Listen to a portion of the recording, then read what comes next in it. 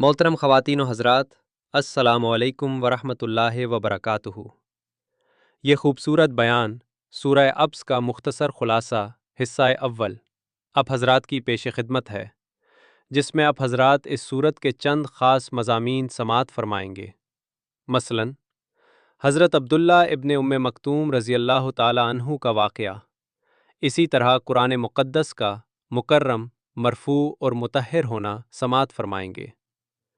بیان فرما رہے ہیں حضرت مولانا معین الدین النبوی مدد ظلہ العالی بامقام، مدرسہ دار ارقم، جامع مسجد جہانگیرہ آباد، 12 بنکی، 20 مارچ 2026۔ ملاحظہ فرمائیے یہ دلچسپ بیان۔ بسم اللہ الرحمن الرحیم۔ الحمد للہ وکفی وسلام علی عباده الذین اصطفى، اما بعد، اعوذ باللہ من الشیطان الرجیم، بسم اللہ الرحمن الرحیم۔ عبس وتولی ان جاءہ الاعمی وما یدریک لعلہ یزکی او یذکر فتنفعہ الذکریٰ، اما من استغنی فانت له تصدی وما علیک الا یزکی واما من جاءک یسعی وهو یخشی فانت عنہ تلہی، کلا انہا تذکرہ فمن شاء ذکرہ فی صحف مکرمہ مرفوعۃ مطہرہ بأیدی سفرہ کرام بررہ۔ صدق اللہ العظیم۔ سبحان ربک رب العزۃ عما یصفون وسلام علی المرسلین والحمد للہ رب العالمین۔ اللہم صل علی سیدنا محمد وعلی آل سیدنا محمد وبارک وسلم۔ اللہم صل علی سیدنا محمد وعلی آل سیدنا محمد وبارک وسلم۔ اللہم صل علی سیدنا محمد وعلی آل سیدنا محمد وبارک وسلم۔ حضرات محترم، اللہ رب العزت کا بے انتہا احسان، اس کا کرم ہے کہ خالق کائنات نے ہم سب کو ایمان کی دولت سے نوازا ہے۔ حضرات، یہ مقدس مہینہ اور یہ بابرکت مہینہ جس میں ہم اور آپ جس سے گزر رہے تھے، یعنی کہ رمضان المبارک کا وہ مہینہ کہ جس میں اللہ تبارک و تعالی بے شمار لوگوں کی مغفرت فرماتے ہیں، آج اس کا آخری دن ہے اور آخری جمعہ بھی۔ عزیزان گرامی، اب ہم سب اپنا محاسبہ کریں اور اپنا جائزہ لیں کہ ہم نے کس طرح اس مہینے کو گزارا ہے، کس قدر غفلت میں گزارا اور کتنی عبادت کی، کتنی محنت کی ہے اور کتنی غفلت کی ہے۔ کیا واقعی ہم نے رمضان کا حق ادا کر دیا؟ یہ ہم سب کو سوچنے کی ضرورت ہے۔ اور مزید یہ کہ آج اس مقدس مہینے کی آخری رات اور اس کا آدھا دن یعنی نصف دن باقی ہے۔ ہم کو چاہیے کہ ہم اللہ سے رو رو کر، گڑ گڑا کر اللہ سے دعائیں کریں، اللہ اس مہینے میں ہماری مغفرت فرما، اللہ ہمیں ان لوگوں کے ساتھ ہمارا شمار فرما، ان لوگوں میں شامل فرما جو آپ کے مقرب ہیں اور جو متقی ہیں۔ اے اللہ، ہمیں رمضان کا مقصد ہم سے فوت نہ ہو سکے۔ اے اللہ، جو مقصد آپ نے بتلایا کہ رمضان کا مقصد یہ ہے، روزوں کا مقصد یہ ہے کہ ہم متقی بن جائیں، اللہ ہم متقی نہیں بن سکتے، لیکن یہ کہ آپ کی جب تک مدد شامل حال نہ ہو، اس طرح کر کے ہم اللہ سے دعائیں کریں۔ اور یہ جو رات آج جو آئے گی، یہ رات لیلۃ الجائزہ ہے، یعنی اس میں اللہ تبارک و تعالیٰ اپنے ان بندوں کو جنہوں نے روزہ رکھا، تلاوت کی، نمازوں کا اہتمام کیا اور رمضان المبارک کا خاص خیال رکھا، اللہ تبارک و تعالیٰ آج کی رات ان بندوں کو انعام و اکرام سے نوازیں گے۔ احادیث نبویہ میں بے شمار اس کے فضائل وارد ہوئے ہیں، بے شمار مقامات پر اللہ تبارک و تعالیٰ نے اس کی فضیلتیں رکھی ہیں اور اللہ کے نبی صلی اللہ علیہ وسلم نے اس کے فضائل بتلائے۔ کہیں پر فرمایا کہ فرشتے ایسے بندوں سے مصافحہ کرتے ہیں، اور اس رات کو اللہ تبارک و تعالیٰ جتنے لوگوں کی مغفرت پورے رمضان المبارک میں کی، اس سے کہیں زیادہ اللہ تبارک و تعالیٰ آج کی رات لوگوں کی مغفرت فرماتے ہیں۔ اب اگر آج بھی ہم محروم رہ گئے تو یاد رکھیے گا اس سے بڑی بدقسمتی اور اس سے بڑی بدحالی ہمارے لیے اور کچھ بھی نہیں ہو سکتی۔ اس سے بڑی ناکامی میں سمجھتا ہوں کہ کوئی ہو ہی نہیں سکتی، کچھ بھی نہیں ہو سکتی۔ اس کے شرائط ہیں۔ آج کی رات 4 لوگوں کی مغفرت نہیں ہو، جن کا سینہ بے کینہ نہ ہو، دوسرا وہ شخص جو کسی سے بغض و عداوت رکھے، اور تیسرا وہ شخص جو اپنے ماں باپ کی نافرمانی کرے، اور چوتھا وہ شخص جو شرابی ہو۔ اب ہم اپنے اندر جائزہ لیں، ٹٹولیں اپنے آپ کو، کیا واقعی ہمارے اندر یہ چیزیں ہیں؟ اگر ہیں تو ہم اپنی ناک اونچی رکھنے کے چکر میں ہم کہیں اپنی مغفرت کو ضائع نہ کر دیں۔ بہت سوچنے اور سمجھنے کی چیز ہے۔ ہم اللہ سے دعا کریں، اگر کوئی ایسا معاملہ چل رہا ہو ہمارے آپس میں تو ہم اسے دور کریں، دفع کریں، اس لیے کہ یہ رات آخری رات ہے۔ پتہ نہیں ہم میں سے کون اگلے رمضان میں حاضر ہوگا، کون اگلے رمضان میں قبر میں ہوگا، کسی کو کیا خبر۔ ہمارے بہت سارے ساتھی ایسے تھے جو پچھلے رمضان میں ہمارے ساتھ تھے، ہمارے ساتھ ان کا اٹھنا بیٹھنا، چلنا پھرنا، باتیں کرنا، تلاوت کرنا، نمازیں پڑھنا، عبادت کرنا، عبادت پہ ہمارے ساتھ، مسجد میں ہمارے ساتھ۔ آج وہ ہمارے درمیان نہیں ہے، آج وہ منو مٹی قبر میں دفن ہے۔ ان کو ہم اس موقع کو ضائع نہ کریں۔ تو عزیزان گرامی، ابھی جو میں نے خطبے میں جو سورت کی تلاوت کی، وہ سورت ترتیب تلاوت کے اعتبار سے 80ویں نمبر پر ہے، اور ترتیب نزولی کے اعتبار سے 24 نمبر، یعنی 24ویں نمبر پہ وہ نازل ہوئی۔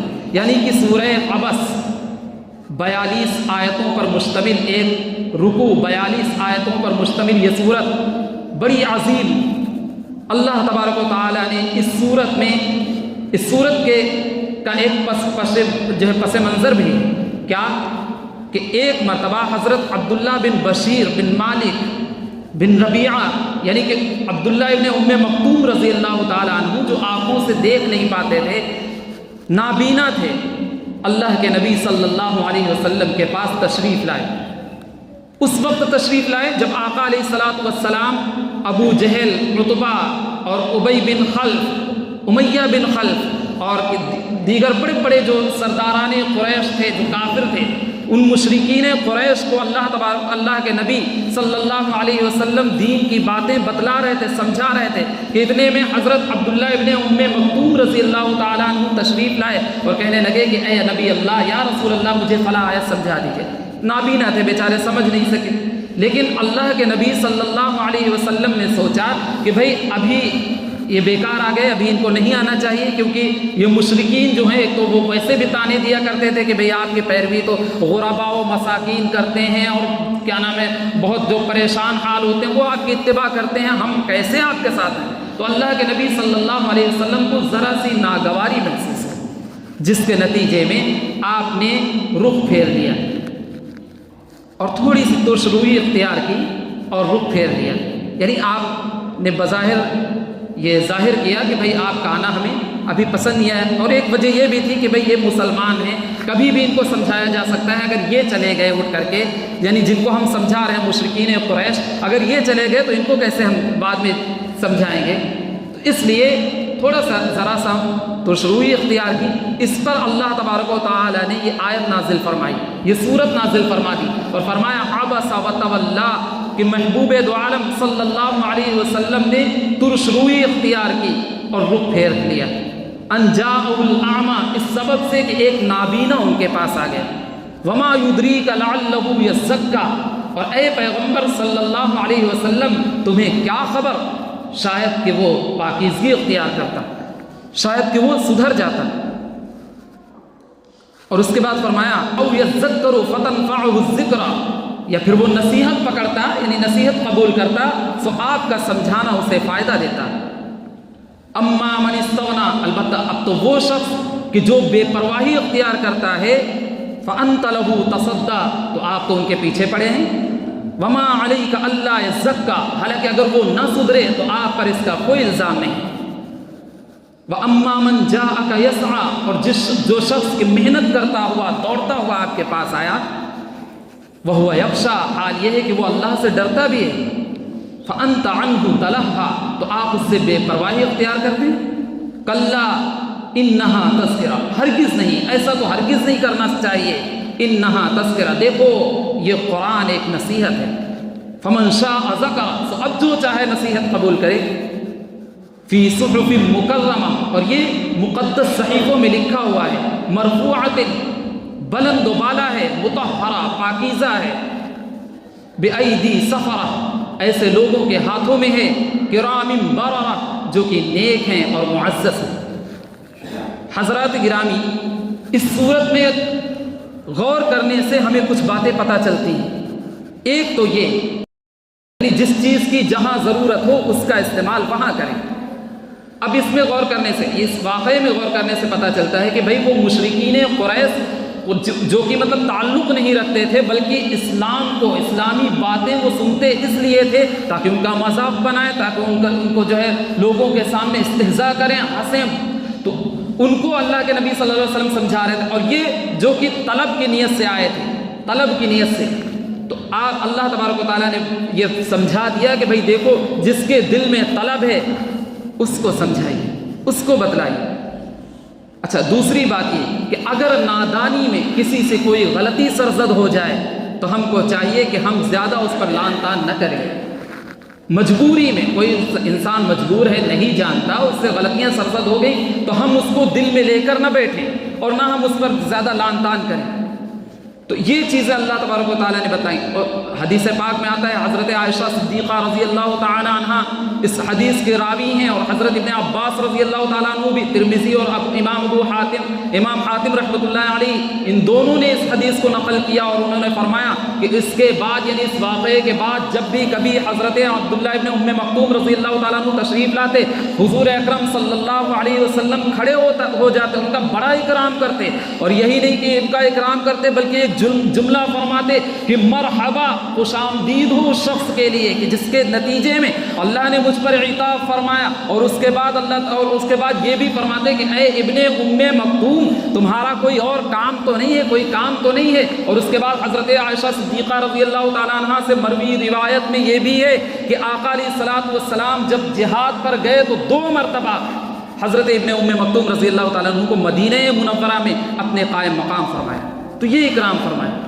خیر، اس کے بعد اللہ تبارک و تعالیٰ نے یہ بات بتلا دی، پھر اس کے بعد یہ جب واقعہ پیش آیا پھر فرمایا کلا انہا تذکرہ، دیکھو بھئی یہ قرآن ایک نصیحت ہے، فی صحف مکرمہ، جو مختلف صحیفوں میں یعنی جو اس سے پہلے کتابیں نازل ہوئی ان میں بھی اس کا تذکرہ ہے، ان میں بھی اس کی آیات موجود ہیں، کچھ آیات جیسا کہ اللہ تبارک و تعالیٰ نے دوسرے مقام پر یہ بھی فرمایا کہ انہ لفی زبور الاولین، اور ایک مقام پر یہ بھی فرمایا ان ھذا لفی الصحف الاولی صحف ابراہیم و موسیٰ، اور پھر اس کی اس قرآن کریم کی ایک خصوصیت یہ بھی فرمائی کہ مرفوعۃ یعنی لوح محفوظ جو تحت العرش ہے، جو عرش کے نیچے ہے، یعنی بلند و بالا، اور ایسا بلند و بالا کہ جہاں تک شیاطین کی رسائی نہیں ہو سکتی، جہاں تک وہ پہنچ نہیں سکتے تو اس قرآن کو نقل نہیں کر سکتے۔ اے انسان خبردار، تمہارے دل میں یہ خیال تک نہ آ جائے کہ یہ قرآن کسی غیر کا لکھا ہوا ہے، اس کی ہمت نہیں کہ وہ قرآن کو نقل کر سکے۔ وما هو بقول الشیطان الرجیم فأین تذهبون، قرآن یوں کہتا ہے، اور ایک جگہ تو قرآن نے چیلنج کرتے ہوئے کہا وَلَوِ اجْتَمَعَتِ الْإِنسُ وَالْجِنُّ عَلَىٰ أَن يَأْتُوا بِمِثْلِ هَٰذَا الْقُرْآنِ لا یأتون بمثلہ ولو کان بعضهم لبعض ظہیرا. اور ایک جگہ اللہ تبارک و تعالی نے پوری انسانیت کو مخاطب کرتے ہوئے یہ فرمایا وَإِن كُنتُم فِي رَيْبٍ مِّمَّا نَزَّلْنَا عَلَىٰ عَبْدِنَا فَأْتُوا بِسُورَةٍ مِّن مِّثْلِهِ وَادْعُوا شُهَدَاءَكُم مِّن دُونِ اللَّهِ إِن كُنتُم صَادِقِينَ. تو قرآن کریم ایک نصیحت ہے اللہ کی جانب سے، اس میں کسی غیر کا کوئی دخل نہیں. تو مرفوعۃ مطہرہ، یہ ایسا پاکیزہ کلام کہ جس کو پاک لوگ ہی چھوتے ہیں، یعنی وہ شخص جو باوضو ہو اور جو نجاست غلیظہ اور نجاست خفیفہ سے بالکل پاک ہو، وہی شخص اس کو ہاتھ لگا سکتا ہے. لا یمسہ الا المطہرون، اللہ تبارک تعالیٰ نے فرمایا اس کو پاک لوگ ہی چھوتے ہیں. اچھا، اس آیت سے مراد یہ بھی ہو سکتا ہے کہ یعنی اس کا نزول جو فرشتے اس کو نازل کرتے ہیں، جو فرشتے اس کو لوح محفوظ سے رسول کریم صلی اللہ علیہ وسلم کے قلب اطہر پر نازل فرماتے، وہ بھی پاکیزہ، وہ گناہوں سے، تمام گناہوں سے پاکیزہ. جیسا کہ حدیث پاک میں آتا ہے، حضرت ابن عباس رضی اللہ تعالیٰ عنہ سے مروی حدیث سورہ انعام کے متعلق اللہ کے نبی صلی اللہ علیہ وسلم سے مروی حدیث ہے. وہ فرماتے ہیں کہ سورہ انعام جب نازل ہوئی تو 70,000 فرشتے اس کے جلو میں اس کے ساتھ نازل ہوئے، اور وہ تسبیح بیان کر رہے تھے، پاکیزگی بیان کرتے. فرمایا فی صحف مکرمہ مرفوعۃ مطہرہ بایدی سفرہ، ان لوگوں کی تعریف فرمائی، یعنی ان لوگوں کے ہاتھ میں بایدی سفرہ، ان کاتبین کے، وہ لوگ اسے لکھتے ہیں بایدی کرام بررہ، جو معزز ہیں اور پاکیزہ ہیں. تو یہ چیزیں اللہ تبارک تعالیٰ نے فرمائے، وہ یعنی وہ لوگ. اچھا، حدیث پاک میں یہ بھی آتا ہے کہ بھئی جو شخص قرآن کریم کو پڑھتا ہے اس کو خوب محنت سے اور اس طرح پڑھتا بھی ہو، یعنی قرآن کی تلاوت بھی کرتا ہو اور ساتھ ہی وہ قرأت میں ماہر بھی ہو، پڑھنے میں ماہر بھی ہو. اللہ تبارک تعالیٰ، اللہ کے نبی صلی اللہ علیہ وسلم نے فرمایا کہ میدان محشر میں اس کا ساتھ ان لوگوں کے ساتھ ہوگا، یعنی سفر کرام ابرار کے ساتھ اس کا ساتھ ہوگا، نیک لوگوں کے ساتھ ہوگا. اور جو لوگ قرآن کو پڑھتے تو ہیں مگر پڑھنے کی صلاحیت نہیں رکھتے، اٹک کے پڑھتے ہیں، تو اللہ کے نبی صلی اللہ علیہ وسلم نے ان کو بھی تنہا نہیں چھوڑا، فرمایا کہ ان کے لیے دوہرا اجر ہے، ڈبل اجر ہے. تو ہم اپنا تعلق قرآن سے جوڑیں، ہم اپنا تعلق تجارت کے ساتھ ساتھ تلاوت سے بھی جوڑیں، ہم اپنا تعلق کیا نام ہے لوگوں کے ساتھ ساتھ، ان کے ملاقات کے ساتھ ساتھ، ہم اخبارات کے ساتھ ساتھ ہم قرآن سے ضرور تعلق جوڑیں. کسی شاعر نے کہا مسلمانوں اٹھو قرآن کی عظمت کو چمکاؤ، جہان بے اما کو عافیت کے راز سمجھاؤ، کیونکہ زمانہ آج بھی قرآن ہی سے فیض پائے گا، مٹے گی ظلمت شب اور سورج جگمگائے گا. تو ہم اپنا تعلق قرآن مقدس سے جوڑیں، قرآن سے ہم اپنا تعلق جوڑیں گے تو ہمیں اچھی اور بری باتیں معلوم ہوں گی. اس کے آگے اللہ تبارک نے فرمایا قتل الانسان ما اکفرہ، انسان ہلاک ہو جائے، بڑا ہی ناشکرا ہے. اس کی ناشکری کیا ہے ہم اس وقت بیان نہیں کر سکتے، اب وقت زیادہ ہو چکا ہے، اس لیے انشاءاللہ پھر کسی موقع پر ہم آگے کی آیات کا خلاصہ پیش کریں گے. اللہ پاک ہم سب کو کہنے سے زیادہ عمل کی توفیق عطا فرمائے. وآخر دعوانا الحمدللہ رب العالمین. ہم امید کرتے ہیں کہ اپنے یہ بیان بغور سنا ہوگا. اسی طرح کے علمی بیانات سے مستفیض ہونے کے لیے یوٹیوب پر حضرت کے چینل معین الدین آفیشل کو سبسکرائب کرتے ہوئے بیل آئیکن ضرور دبائیں تاکہ ویڈیوز جلد از جلد اب تک پہنچ سکیں. نیز اگر آپ یہ بیان فیس بک پر سن رہے ہوں تو مولانا کے پیج حافظ معین الدین ارقمی کو فالو کرتے ہوئے ویڈیوز کو لائک اور شیئر کریں. نیز کمنٹس میں اپنی قیمتی رائے سے ہمیں ضرور نوازیں. جزاکم اللہ خیرہ.